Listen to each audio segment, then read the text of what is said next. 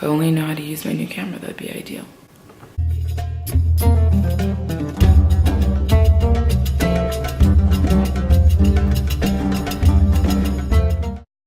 What's up guys, welcome back to my channel and Ramadan Kareem to you and your family. I'm actually in Virginia spending the first couple days of the holy month with my aunt and uncle that live here. Today is the 15th of May, which is the day before Ramadan here in the US. I think the Gulf countries are actually starting it on the 16th, so Thursday, but we one step ahead of the game here in America. It's actually my first time fasting here and I'm trying to do the 30-day, 30 vlog challenge. Vlogmadan was something I came up with when I first started YouTubing. I saw a ton of people doing Vlogmas and I was like, this is fun, and like giving giveaways. And then I was like, I could do Vlogmadan. My friends will probably be laughing because I'm not known for fasting the full month. It's usually 28 or 29 days because hashtag God's forgiving. And I usually fast 2 weeks of the month. I usually take a ladies vacation for 1 week and then kind of just get really lazy towards the end, which is not ideal, but this year I'm going to be good about it. I'm going to complete the Vlogmadan challenge and my content will cover everything from food to fitness to philanthropy to fasting to general musings, day in the life stuff, and I'm excited that you guys are on this journey with me. With that said, we gotta get to business, and ain't no time like the present to start planning for the month. So I brought out my beautiful planner. So pretty, it's like actually the prettiest planner. And if you're like me and you bought your planner in March, then it was 75% off, and the joke's on all of you who set out New Year's resolutions and paid more than they needed to for paper. To just get straight into the video, today's vlog is about consistency, and that is something that I personally struggle with. I thought that I would cover kind of goal setting, how to remain consistent, how to achieve your goals throughout the month. I'm like the least consistent person ever. I actually can never do the same thing twice in a row, except for wearing the same outfit. I'm really good at that. That's the only part of my life in which I'm consistent. I thought that this would be one of the best ways to start the month, as Ramadan really does test your strength and self-discipline over time, particularly in regards to being consistent. I am known for falling off the fasting bandwagon by week 2 and I'm like, we out, I need water. And it is really hard. It's very challenging and strenuous on your mind and your body, and then at times your soul. So I thought I'm gonna set some goals for this month, and I'm gonna show you how I set goals that I have been able to achieve. I was most successful with this when I was studying for the GRE. For those of you who don't know, I took the GRE because I applied to grad school and I'm currently still in school at Columbia in New York. So I did well on the test. It got me where I needed to go, and I'm gonna use some of the same principles that I applied when I was studying to Ramadan, so I can make sure that I can set achievable goals, and I will share them with you in an Instagram post after this video. So before I dive into general goal setting and how to achieve them, I'd just like to touch on the fact that this is Ramadan, and in light of setting your goals, remember what the spirit of the month is about. Whether you are practicing or not, or whether you just want to set more mindful and conscientious goals, then I would implore you to just consider the larger scheme of things.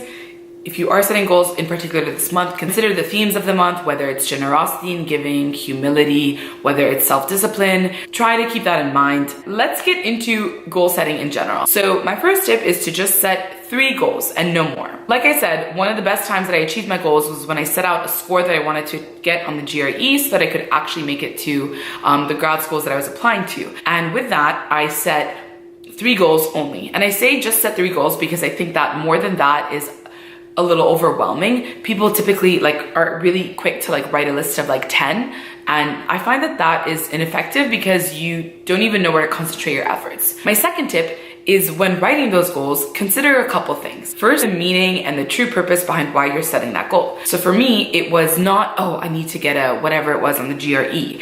It was, I want to do the best I can on the GRE to give me the best chances of creating a future that I'm really proud of and that I have my dreams set on. So in my case, I didn't look at it as I either get the score or bust, but rather I used an opportunity to leverage grad schools to get me to where I want to ultimately be, which is a boss lady. While setting a goal like I want to lose 10 pounds is great, consider something like, I want to feel better about myself and my own body. Or if you want to quit drinking every night, phrase it in such a way that you are not letting alcohol control you. I find that when setting goals with meaning and purpose, they're really deeply rooted in the way that you feel and the way that you want to feel, and therefore far more achievable. My second thing to consider when setting your goal is the time frame in which you allocate. You can always say, I want to lose 5 pounds, and whether you do that this month, next year, or in 40 years, that can definitely be achievable, but definitely set realistic timeframes within which you want to achieve your goal. In my case, for setting within the GRE, I booked a date for the test and I was like, I'm gonna do it. For Ramadan's sake, you're probably considering that by Eid is your ultimate time frame. So whether you want to clean out your closet by Eid, or whether your goal is to finish the Quran, or whether you want to lose weight, or whatever it is, just consider how that falls within to the time frame of the month. On to numero. After you're done setting your goals, something really important is to make a plan. I can't think of a better way to make a plan than by planning it out. I use this diary almost every day. I use it to set goals, I plan my class schedule, set reminders for myself, and in doing so, I can really give myself like, okay, by every Monday, for example, is my weigh-in. Or when it came to the GRE, every Saturday was the day that I took a practice test. And even if I wasn't making huge progress week by week, I was planning how I was going to get to where I want to be. Planning is important, considering your own strengths, your own weaknesses, and sort of what external factors are around you. So if you want to lose weight from October to Christmas, then you would consider how Thanksgiving might throw you off. So you give yourself a couple days off, and you would maybe double up on a workout, or you would go into a lower caloric deficit. If you want to study for a huge test, but you have your best friend's birthday party, then you might consider how you can make up for time on a weekday, or by waking up a little earlier every day and getting an extra hour in. Planning essentially enables you to follow a path and give yourself that roadmap to where you want to be. I find that it's most useful to plan it on a week by week basis. If I get super granular and I break it down on a day by day, I lose my mind. I would implore you to give yourself check-ins. In Ramadan, if you want to, for example, make sure that you're still getting in 4 liters of water a day while fasting, I would encourage you to set reminders on your phone. So maybe at 5 a.m. when you wake up for suhoor, and then right when you break your fast, like do a liter each then, and then do 2 more reminders for liters maybe at like an hour after iftar, and then like right before you go to bed or something. Find that setting reminders both on a long term and short term really helps you. Tip number 4 is make sure you have somebody accountable helping you along the way. Accountable check-ins is something that I think is so important, and I use the buddy system. My buddy is usually my brother or my roommate or my best friend or my boyfriend, and I use them to keep me accountable. Accountability is something that will really enable you to adhere to your plan and achieve your goals. When you have somebody who is calling you out on having 2 pieces of pizza when you said you were just gonna have 1, you're far more cognizant of yourself, and that sense of accountability will help you to stick to it. Number 5 is your timeline of success. Now, number 5 kind of should come at the very beginning, but I put it at number 5 because it's part of the iterative process of achieving your goals. So if you have a timeline, let's say a 6-week time frame in which you want to begin your morning an hour earlier. So for example, if for 6 weeks you want to be waking up every day at 7, you want to have a timeline of success where you literally just give yourself like a red dot on your planner every single day you wake up at that time that you set out for yourself.